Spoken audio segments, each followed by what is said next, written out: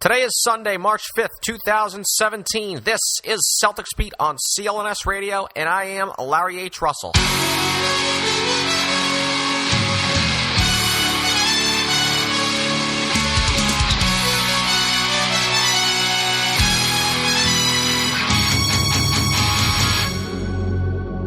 I tell you, your podcast has gotten me gung-ho about college basketball this year. Now I think this is the best college basketball season ever. I've completely fallen in love with that class, Sam. And we're here with Sam Vecenie.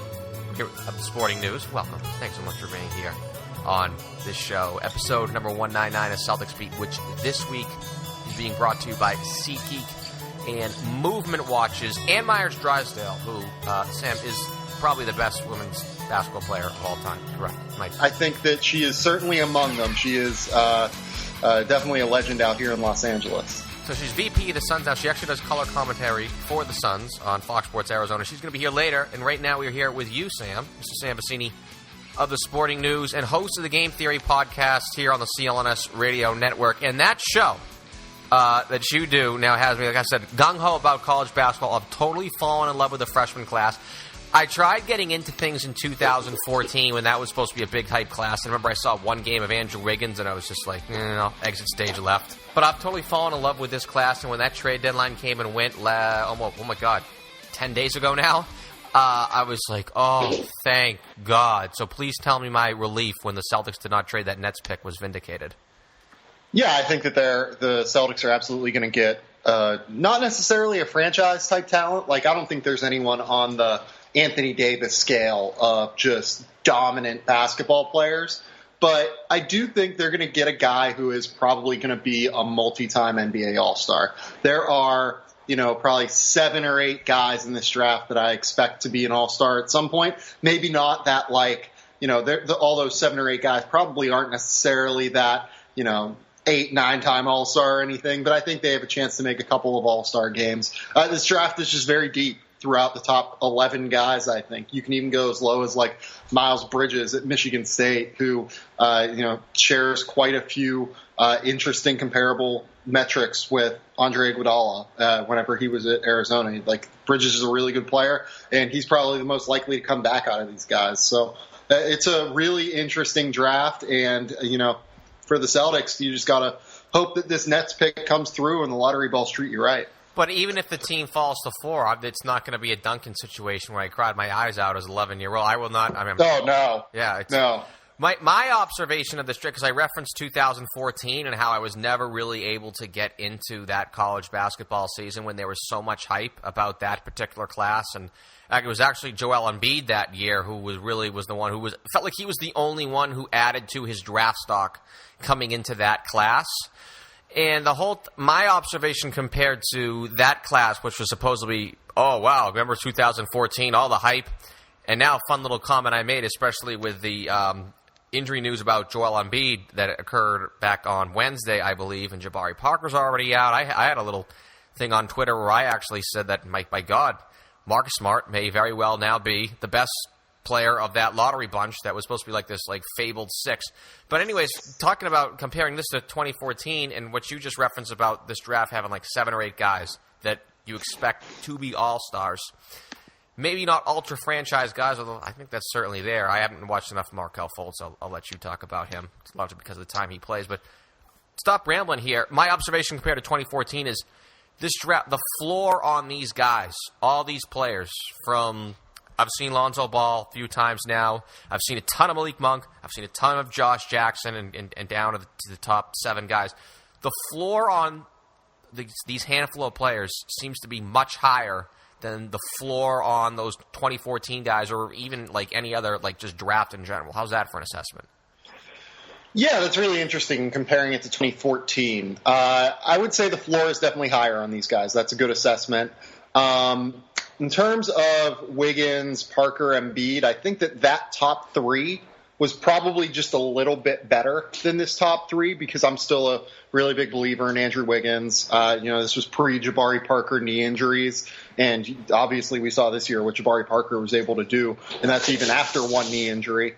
And then obviously Joel Embiid is just this incredible, freaky talent that, is probably already a top 30 player in the NBA, but his body has only allowed him to play 31 games in 3 years. So in terms of ceiling, in terms of getting solid NBA players, I would say ceiling was higher in 2014, but I trust the top, 5, 6, 7 in 2017 a little bit more. I would say that you're accurate in your assessment of there being a better floor. Straight off topic, real quick, I just wanted to get that in because I did talk about Marcus Smart has been playing unbelievably well. I make a joke with Kevin Pelton all the time because he's the big, he's from Baseball Prospectus back in the day, early 2000s. So I now call Marcus Smart the Derek Jeter of the NBA, being a bit tongue-in-cheek. So real quick reference to that in 2014. That fabled lottery class of 2014, you got to be one of the 5 worst teams in the league so you can get those guys. Is Marcus Smart actually, can we say he was the best pick of those 5 guys? Maybe even the top 3 in the draft overall now? I would not say that necessarily. I would still go – I mean, Wiggins is still definitely better than Marcus Smart. Just look at the way he can affect the game scoring. I think the defense is going to come along. I believe he's still 1 year younger than Smart as well. I just kind of trust what Wiggins has been able to do offensively. He creates his own shot at a reasonably efficient rate. That's going to be valuable as he continues to grow and mature and fill out his body and frame. In terms of after that, I would still take Embiid over Smart just because I think the ceiling of what Embiid can be, which is like genuinely top 5 player in the NBA, is higher than what just the expected value of what Smart's going to give you is just lower than that ceiling of what Embiid can give you. So I'd take my chances there. It gets interesting whenever you talk Jabari Parker because Jabari showed such a high level in terms of offense this year. His offense was he was averaging 20 points, 8 rebounds before he went down. I would probably still default to Jabari as well, but Marcus Smart has done an excellent job of becoming a winning player, right? He's the guy that you want to have on the floor at the end of games or, coming down the stretch in the fourth quarter that can shut down your opposing players. Best guy really 1 through 3. He's so powerful that he can guard bigger guys as we've seen throughout the playoffs last year and throughout this season at times. And the offense has come along in a reasonable way. That was always the biggest concern. He's still shooting 38% from the field, 30% from 3. But the athleticism and the slashing ability is starting to come around over his last 10, 15 games. I think he's up around 45, 46% shooting, which is a lot better. He's averaging seems like 15 points a game reasonably consistently every night now. So I would say that I like what I've seen from Smart. I think that he's going to allow them to possibly make the difficult decision on Avery Bradley next summer that they don't want to have to make. But I would still probably take the top 3 over what I've seen from Smart. But, Smart number 4, I don't really have a problem with that. Yeah, unquestionably top 5. Good reference there, too, on the decision in the backcourt, because especially when this draft comes up, so we may as well just sort of get right to this. I know, it's funny, you always hear teams or team executives say things like, we never let positional needs get in the way of how we select players in the draft. Yet Austin Ainge and Mike Zarin over the last 365 days, I don't want to say they've been deafening loud, but they've taken to Twitter over the, lamenting some frustrations towards the NBA that free agency is apt for the draft. So in the Celtics situation, that's going to be something I think that is a storyline that has not been discussed yet thus far is, of course, they are almost surely going to pursue Gordon Hayward. It would have been nice had they know if and when they could get Hayward before they go into this year's draft, considering what is in the draft, if they had Hayward on the team. And likewise, especially what they have already with Avery Bradley. Anyway, so that just sort of goes right to the draft. I asked you, since the Celtics can have no worse than the 4th overall pick in the draft, the Nets will have the worst record in the NBA this year. Now, the Celtics have never moved up in the lottery in its history, except for the infamous, I don't want to reference it, but the 86 draft lottery when it was done through the envelopes and they ended up getting the right to select Len Bias, so we'll just stop right there. But they have never moved up in the lottery, in the lottery's still fairly short history. How old is it now? 30 years or something like that, 31 years. So they can't actually technically move up this year because they're going to be number 1. They can only fall to 1, 2, 3, or 4. So I'll ask you, really, give me, you're in the war room with Danny, Austin, Mike Zarin, the guys running to get coffee. flies on the wall. Give me Sam Vecenie's Celtics top 4 big board. We don't have to go to 5. Can't do any worse than 4. So give me your top 4 big board with a Celtics mindset. Yeah, I think that this is going to continue to evolve throughout the year. I'm getting really, really close, I got to tell you, to having Lonzo Ball number 1 over Markelle Fultz. Wow, okay. I've been a strong proponent of Markelle Fultz at number 1 throughout the entire year. But it's just the more, part of it could be just like bias in terms of being out here and seeing him on a more regular day-to-day basis. But like, it's one of those things where you're around him and it's just different. He's very special. He is poised yet singularly focused. He is a jump shooter even beyond the funky mechanics. He is an incredible pick and roll player. He can, at 6'6", when he's one of those weird defenders where if you put him on, I'm trying to think of a guy like Matisse Thybulle for Washington, he's not going to care.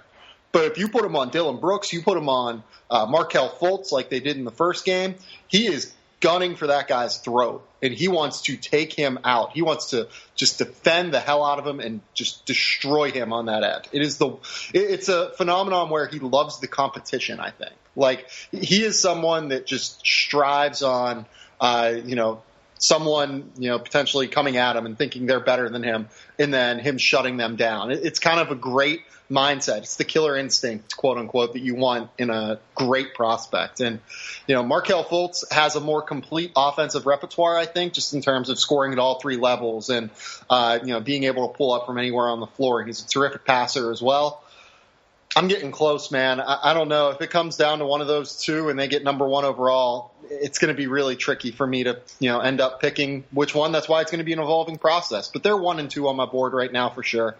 Number 3, I would have Josh. Let me interrupt you on that real quick. So go ahead. I just heard you say Josh Jackson. That's going to be a good one there too, especially with the Celtics.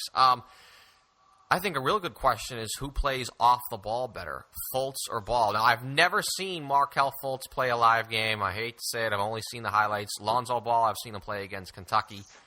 From my understanding, Fultz is a much better player off the ball than Ball is. So could you please clarify that or tell me if I'm wrong entirely? I think they're both really good off the ball. What Lonzo does particularly that's very different from other elite point guard prospects. Like, for instance, Celtics fans will have a great experience with this because they dealt with Rajon Rondo for years. Rajon Rondo was, for as good as he was with the Celtics, he was a ball pounder, right? Like, he would pound the ball on the perimeter and then look for passes.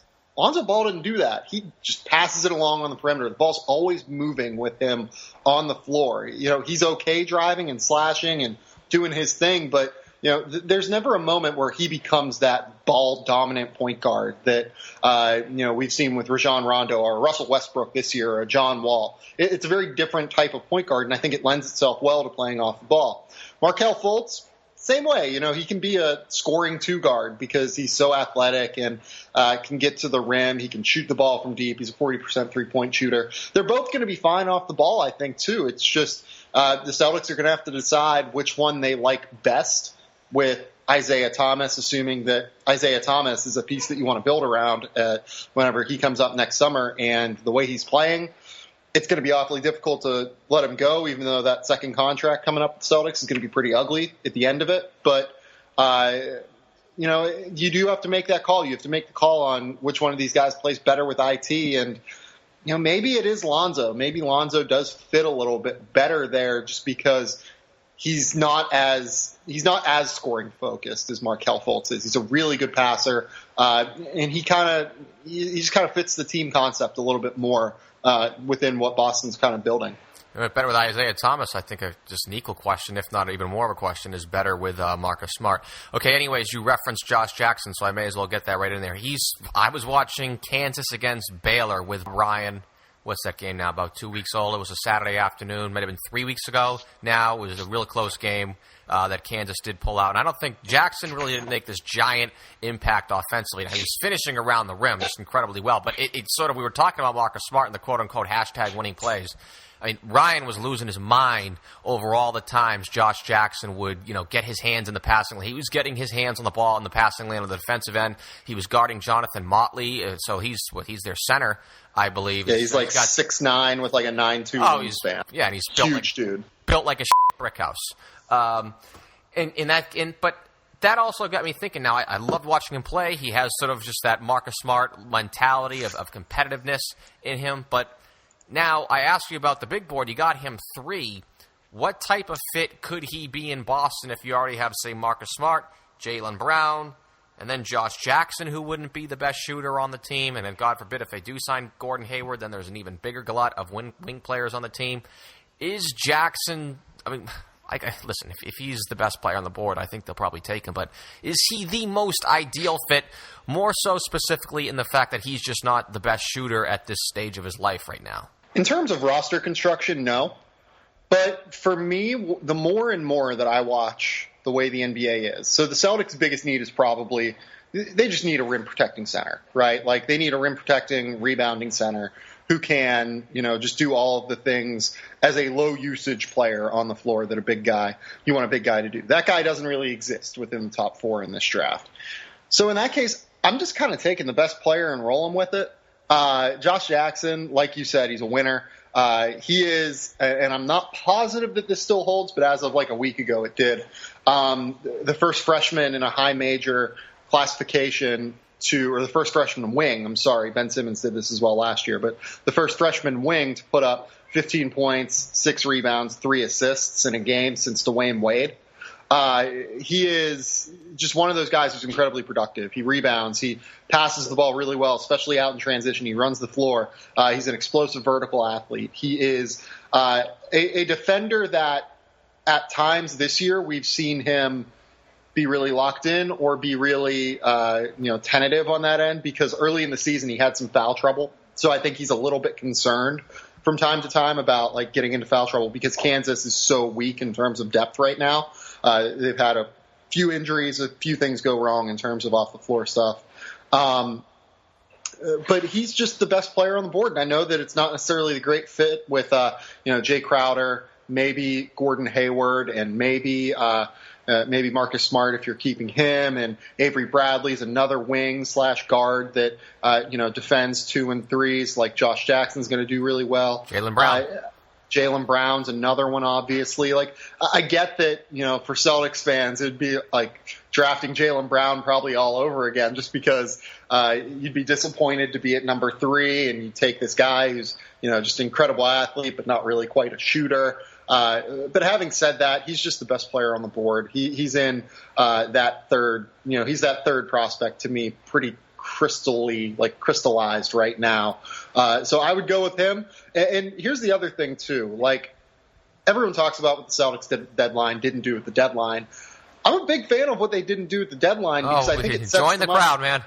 I love it. I think it sets them up for a higher ceiling, and here's why. So before this Kevin Durant injury, and you can't really predict this if you're Boston, I think the Celtics probably had like a 2 or 3% chance to win the title this year, maybe. Let's say that, like a 1 in 50 chance. It would take a lot of Sullys and Micks in South Boston to take some lead pipes to NBA players for that, even to get that percentage. Hey, we got there with 1 with Kevin Durant, but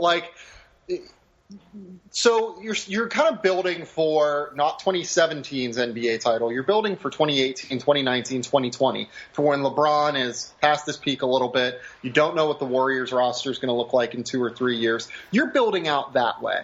So if you don't deal this trade deadline for Jimmy Butler, who I think is the guy they should go after instead of Paul George because of the contract situation.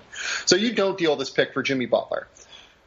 The Bulls are a rudderless ship right now. They're going to have to sell Jimmy Butler at some point, I think. They just have no reason to keep him with the way their roster is currently constructed. So what ends up happening here is if you go with Jimmy Butler at the deadline, they're going to have their salary cap tied up in Jimmy Butler this summer. You could still get Gordon Hayward, but it requires for some maneuvering, right? You would have to kind of figure some things out. If you just go into this summer with the pick, with an open roster slot, you can sign Gordon Hayward. You can go out and trade for Jimmy Butler because it's not like the Bulls are going to be like, oh, yeah, you don't still have Jaylen Brown, Jay Crowder, who's on one of the best contracts in the NBA, Avery Bradley for 1 year, another Nets pick coming in 2018, multiple other first-round picks in the future. Like, the door is not closed on getting Jimmy Butler. I don't understand why people are, like, freaking out about this. And, in fact, I think it creates a higher ceiling for them to wait than it does to actually, like, just do it now and be impatient. So that's kind of my take on the deadline here. And if they end up getting Jimmy Butler, you can maybe consider moving Josh Jackson, getting Jimmy Butler and Gordon Hayward. You can worry about that later. Once you get talented players in the mix, you worry about everything that comes with that later, I think. You just, take the best guys and go with it. Unless they're centers. I asked this to Kevin Pelton real quick. I know you got one more on the big board. Roughly, where is the 2017 Nets pick ranked overall as an asset in the NBA? KP was like somewhere in the 30s. God. So probably, I would go a little bit higher than KP. Kevin has probably done more research on this than I have, to be honest. I would say probably top 30 because, you think about, like, you're not going to trade this pick by itself for Russell Westbrook. You're not going to trade it for James Harden, Anthony Davis, Karl Anthony Towns, like those guys. But would you trade this pick for Andre Drummond? Yeah, no. I'm such a fan of the pick largely because, like what you've been telling me and what I've said, have made observations on its own. I just think that worst case scenario is you're going to get an NBA contributor out of a pick and you'll have them under your control for a long time, making a couple million. We say a couple $1 million, right? Nothing, but yeah, it's super cheap cost control. Like, and you get them for 7-8 years. Like, it's the value of that. We haven't really figured out a way, and I've talked to Kevin about this online before. Like, we haven't figured out a way how to value those restricted free agency years yet in terms of just like creating an actual numeric value on, the value over like a win in the NBA, for instance, to take baseball terms. We're getting closer, but I think that it can't be ignored either. And having those guys for like 7 years is crazy valuable. Like, would you rather have this pick or Rudy Gobert? Probably this pick, I think. Maybe not. Rudy's kind of an interesting fit because he's, such a good fit with the Celtics with what they are trying to get. But it's tough, man. It's really tough, I think. Go to your number 4. Number 4 would be Jason Tatum. Again, just the number 4 guy on my board. He's a little bit better offensively. He's more of an offensively inclined guy, whereas Josh Jackson's kind of a two-way player. Tatum's a solid defender, but what he does best is create shots. He creates separation to get his jump shot better than anyone in college basketball.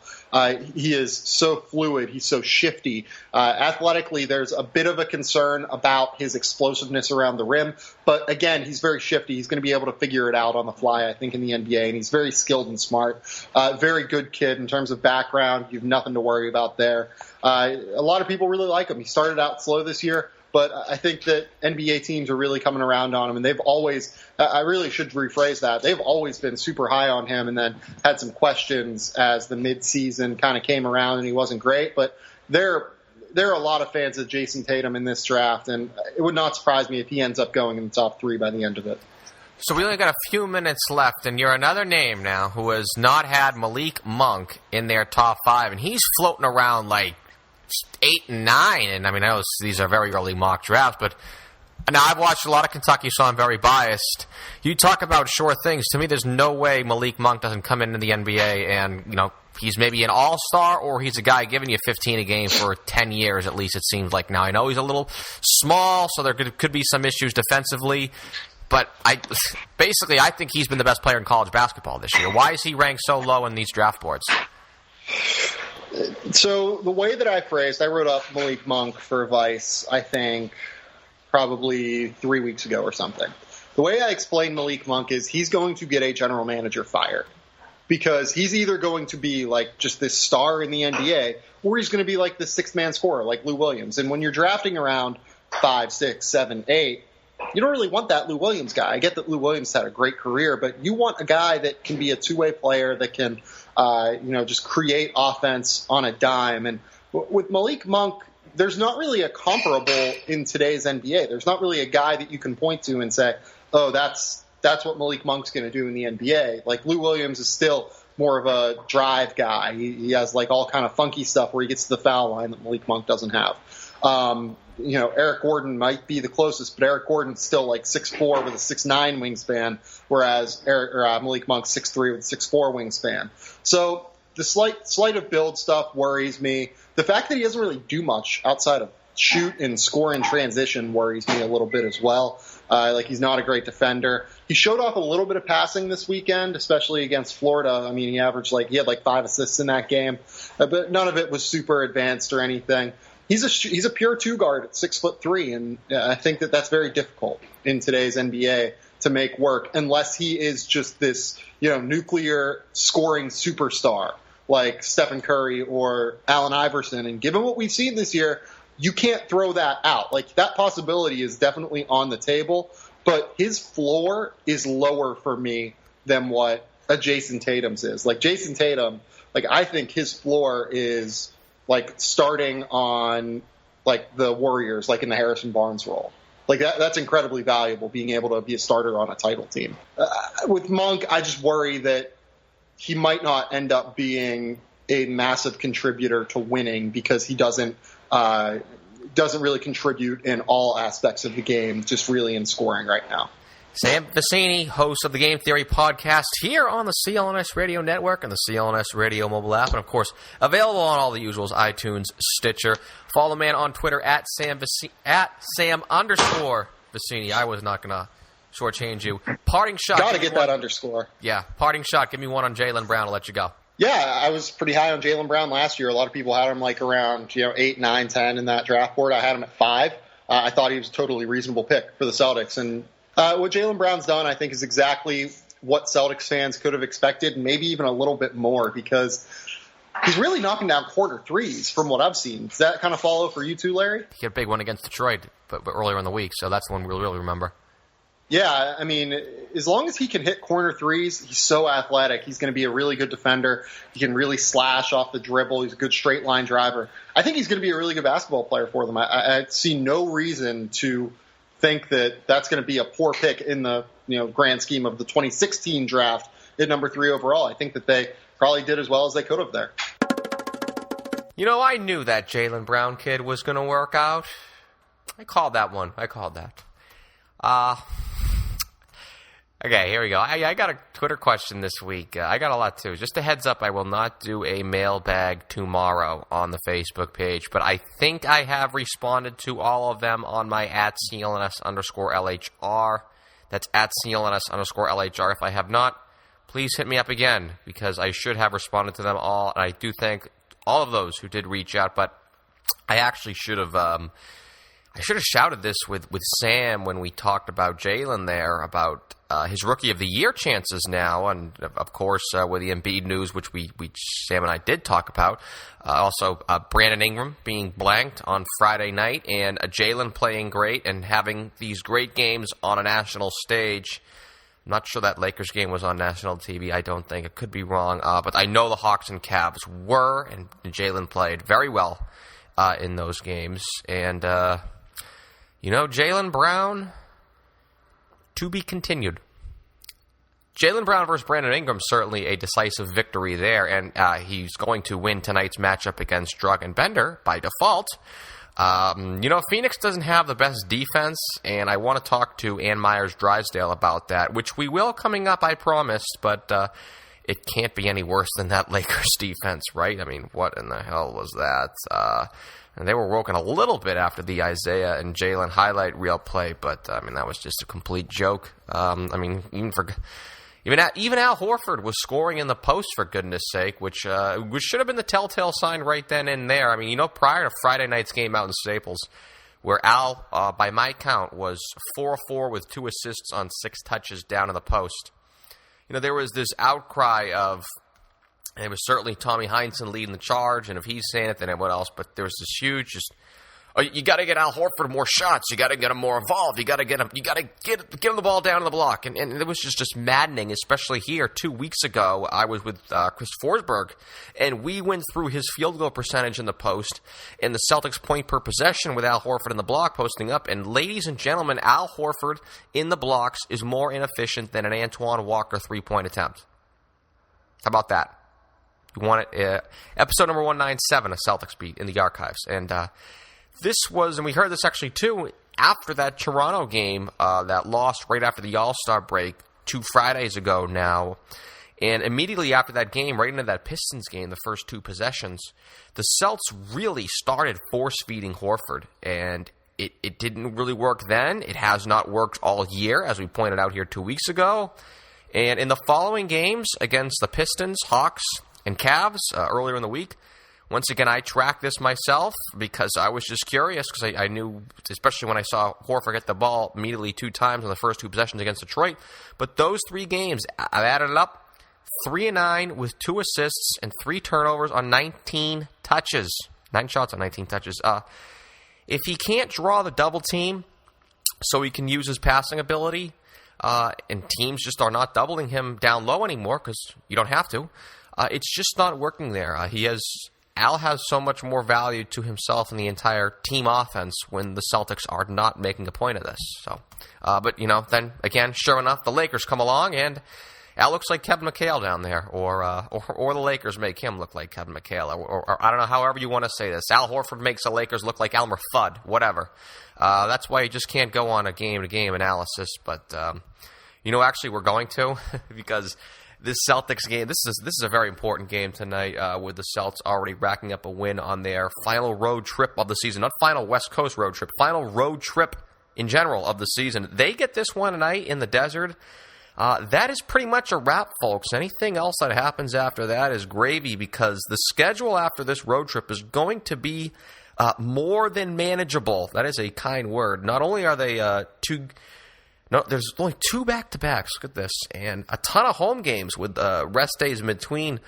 By my count here, Celts are going to be favored in 15 to 16, 14 to 16 of these games after that Friday in Denver. So, I'll say this. The Suns, they stink, but they've won their last 2 at home, and they just beat the Thunder Friday night. If Boston can get this one, they should win the Atlantic Division. So, how about that? Up next, Celtics pregame against the Suns with Basketball Hall of Famer and Phoenix Suns Vice President Meyers Drysdale. You're listening to Celtics Beat on CLNS Radio. Today's show is being presented by SeatGeek. As the Celtics playoff push heats up, SeatGeek is the smartest, easiest way to get tickets to every game. With SeatGeek's seamless mobile experience, you can buy and sell tickets in just 2 taps. SeatGeek helps you find the best seats at the best prices, fully guaranteed. I have the SeatGeek app on my phone, and it is by far the easiest way I've found to shop for tickets. The Celts are out west, so if you can't catch them out there, remember that it doesn't end with sports. SeatGeek also has plenty of concert, comedy, and theater tickets available too. Best of all, Celtics Beat listeners can support this production and get a $20 rebate off their first SeatGeek purchase. To do so, download the free SeatGeek app, go to the settings tab, and click add a promo code, and enter promo code CelticsBeat, all one word, and SeatGeek will send you $20 after you've made your first ticket purchase. Download the free SeatGeek app and enter promo code CelticsBeat today. Today's episode of Celtics Beat is being brought to you by Movement Watches.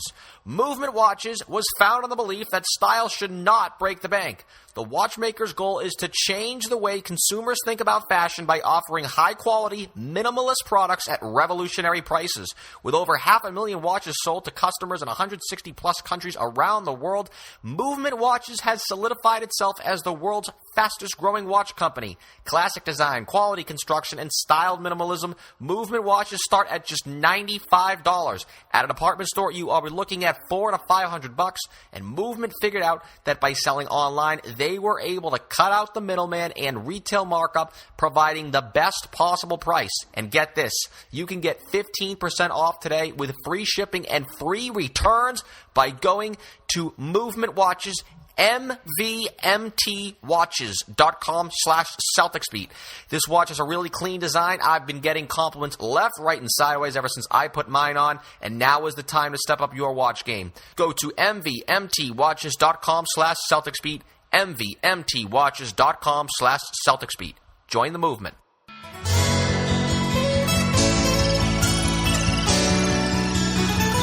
Everybody's so up in arms with the schedule this year. Boston schedule or just the NBA schedule in general? In general. like people like Kevin Durant that are complaining and stuff like that, saying they're playing just too many games, they need to roll back these back-to-backs? Yeah, and it's almost like it's because of the All-Star game being longer, but is like another 4 or 5 days really make that big a difference in the whole season? See, I think it's with all this research that team staffers or people trying to be hired by teams who put forth, like now, how urgent recovery is and REM sleep is, and they're providing data to teams, and I think these players are buying it. Like, I remember reading a Ken Berger piece a while ago, maybe like a year ago, where someone on the Warriors was charting Andre Iguodala's stats, like the game, where he achieved a certain sleep score the night before, and his numbers were astronomically higher. And LeBron was quoting the article, too, about getting 8 hours of sleep, which you just can't do on a back-to-back. And, I mean, this stuff's just getting out there now. I mean, I wouldn't think you'd complain unless back-to-back, so, I mean, no more flying coach flights at 4 a.m., right? Oh, yeah, that's what my brother played in. Yeah, so you think about Kareem and my brother David and Magic and all those guys. The first plane was Detroit. So that wasn't until 80-something. Yeah, Detroit was 89. Right? That was the Chuck Daly. It was Daly or Dumars. I can't say. Sorry, I just interrupted you. Hall of Famer, and Meyers, Drysdale. That's fine. But I think in 89, that was the first year they instituted the private jet, and they won the title. And then Daly or Dumars, I can't remember who it was, said, "Oh, that was at least 4 more wins for us." Don't forget to tune in to CLNS Radio's post-game coverage after tonight's game out in Phoenix. Subscribe to the YouTube page at youtube.com/CLNS Radio for all of the raw and uncut videos from the locker room and press table. And as always, the post-game show airing live following the final buzzer at www.clnsradio.com. So, Ann, here I am earlier in the week thinking the Celts are a little out of steam, particularly in a game against Atlanta when their legs looked really heavy as the Hawks were getting these wide-open, completely uncontested shots from just the mid-range with one simple screen. Then Boston comes out with this entirely different energy level against Cleveland and then against the Lakers on Friday. So totally changing my complexion of how they're playing going into this game against the Suns tonight, which, as I said earlier, is a pretty important one for the Celts. So I have not done much research on Phoenix outside of some box score browsing these past 36 hours. We do know they're having a tough year, but, they've won their last 2. So, what's going on down there? Well, I'm always positive about the Suns, and the thing is, we're very young right now, and the trade of P.J. Tucker kind of threw us defensively. There's no question about that with him going to Toronto. And so we're kind of in a rebuild mode as far as the young guys and making sure that they get playing time. Certainly Eric Bledsoe is our point guard and Devin Booker as the backcourt. And but you're seeing a lot more of Alex Len getting minutes along with Alan Williams and T.J. Warren at the wing for us. But, Tyson Chandler's kind of been shut down a little bit.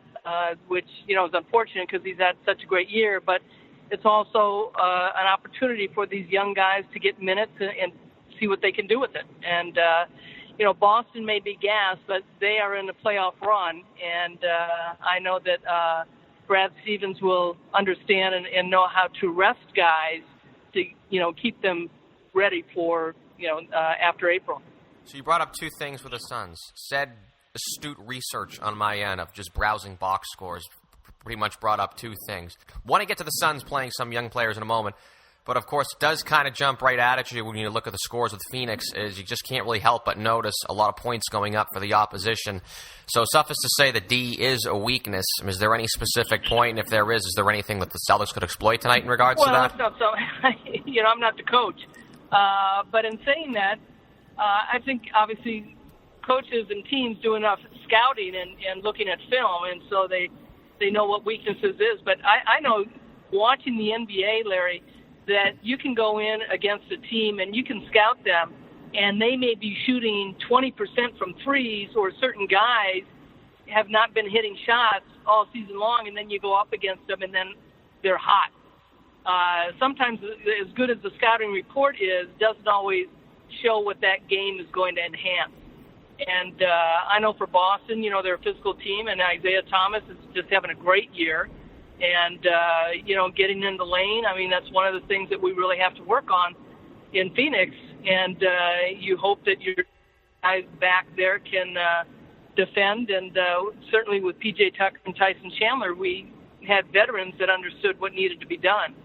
And but certainly Boston, again, I think their whole preparation is certainly they want to win games and see where their positioning is for the playoffs and how well they're going to do there. So I can't help also, too, when I look at the box score, you did mention how the Suns are playing a lot more younger players now. Jared Dudley's minutes have been cut back. Luckily enough, Jared's a professional enough where it doesn't matter. Comes on this show, shutting down Tyson Chandler a little bit. Marquise Chris was a guy the Celtics had a lot of interest in this year's draft. 19 years old from Washington, I think. Correct me if I'm wrong there. But he, recently, his minutes have gone up now every single month. I think earlier in the week, he set a career high in minutes in 2 of the 3 games that he played in. And you mentioned, basically Phoenix will be playing younger players now more, and I've noticed that myself. Is this the time of year where, a lottery team like the Suns maybe takes a little bit of a different on-court strategy? Well, certainly for me, I think I know as players and as coaches, you want to go out there and win as many games as you can. And right now for us, for the Suns, it's about playing hard. It's about playing minutes. It's about getting these young guys experience in game situations. And you talk about Marquise Chris. Yeah, he's 19 years old. And I think this league, I think the media has emphasized how these guys coming out of college, the draft, they're I think the 13 or 15 projected first-round picks are one-year guys. So you're looking at 19-year-olds, they're not going to save your team. The teams that are winning championships are veteran teams. And certainly the Phoenix Suns are in a position to build, and they're looking to get a good draft pick. But as that draft pick, no matter who it is, whether it's 1 or 2, they're not going to put us in contention, in my mind, as far as a playoff team to win a championship next year. Because with young players, they're still understanding. When you talk about Marquise Chris, the first time around, people don't know how he plays. And he certainly doesn't know how to play against somebody like Zach Randolph or, players that are veteran players or Blake Griffin. He's never played against these guys before at the 4 spot and what they can do. So these veterans are able to take, kind of advantage of a young guy on the defensive end especially. And so certainly his minutes early on were because, we had veteran players that were playing. Now we're playing the younger players and putting them in a situation to be able to make mistakes, end-of-quarter situations, 2 seconds left situations, free throw situations. In the last week, we lost a couple of games in Chicago and Milwaukee off the free throw line. That probably might have changed the game for us, but I think, playing the young guys for the Suns right now, that's really what we're looking at, is trying to get them experience. And if we get wins, great. If we don't, it'll put us probably in a lottery situation, but even getting a high lottery pick, they'll be a nice player, but doesn't guarantee also that they'll be a game changer. We just talked about that heavy there with Sam earlier in this broadcast. But sticking with this game tonight, and we're here with Aaron Meyers, Drysdale of Fox Sports Arizona.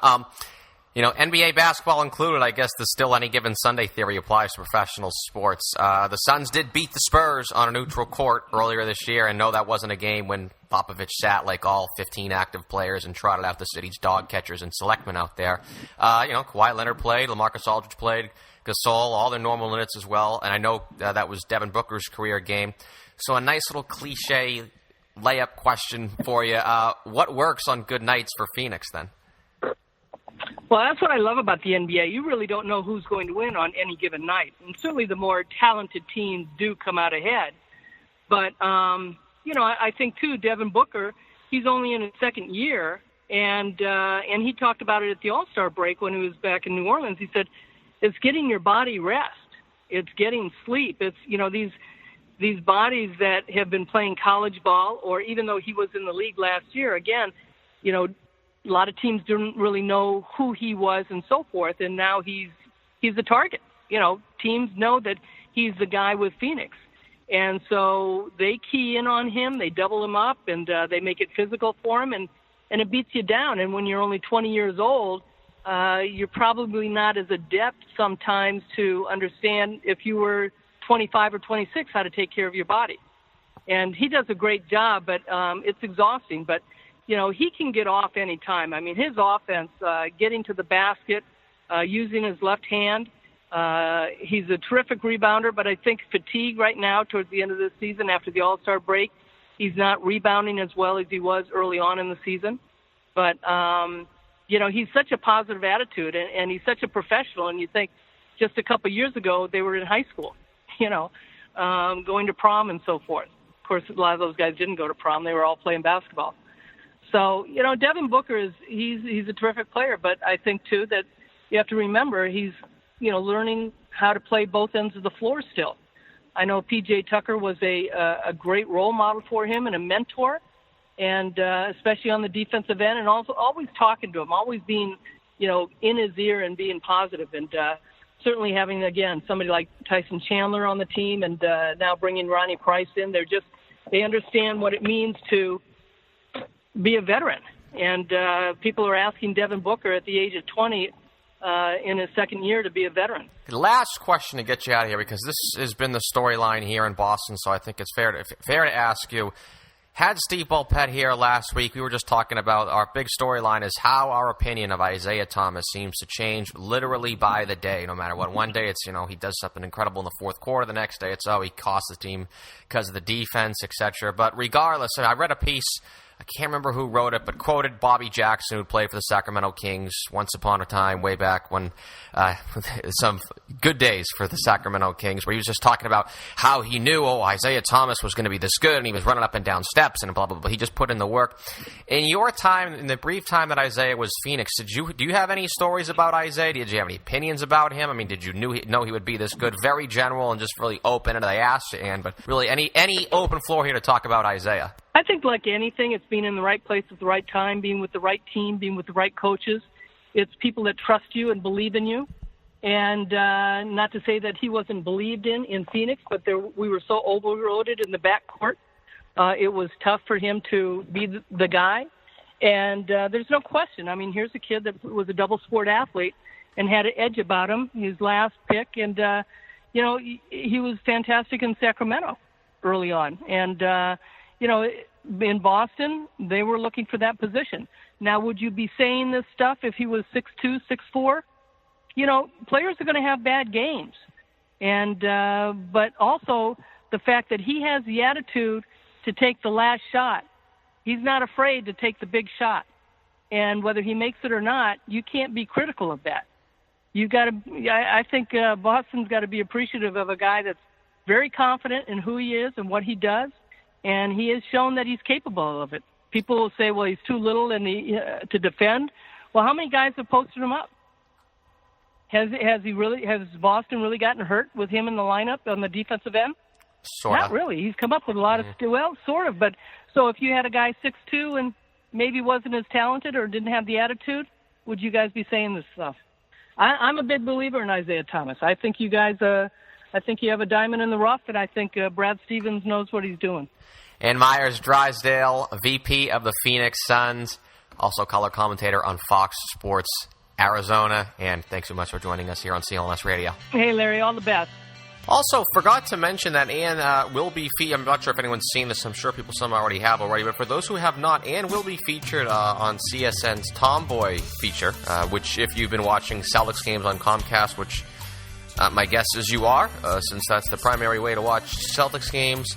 Ann will be in on that March 10th, I believe. So check CSN local listings, which kind of has to be, right? Best women's basketball player ever. But again, Ann Meyers, Drysdale, VP and color commentator for the Phoenix Suns. One downfall of Ann being VP, I could not ask her about that star point guard for her UCLA alma mater now that she's in the front office. That's illegal.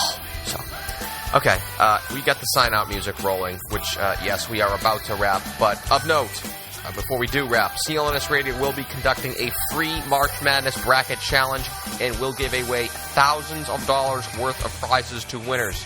So keep an eye on that. Yes, this is free entry for your bracket submissions, but with all the benefits of winning a pool More details on tomorrow's Celtics Stuff Live. John and Justin will talk much, much more about that.